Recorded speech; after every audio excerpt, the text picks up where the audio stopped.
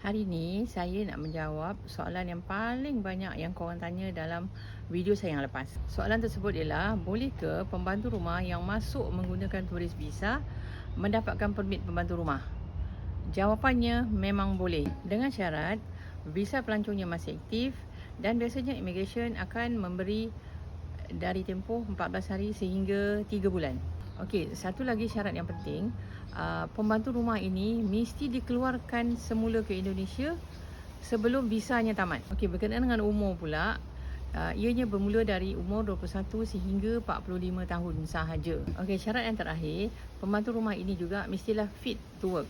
Pemeriksaan kesihatan ini pula mesti memenuhi kriteria yang ditetapkan oleh pihak POMEMA dari Malaysia. Saya percaya ramai majikan yang mempunyai masalah seperti ini.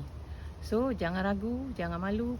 Sila hubungi saya dan pihak agensi akan menyelesaikan masalah majikan sebaik mungkin. Okay, bye. See you.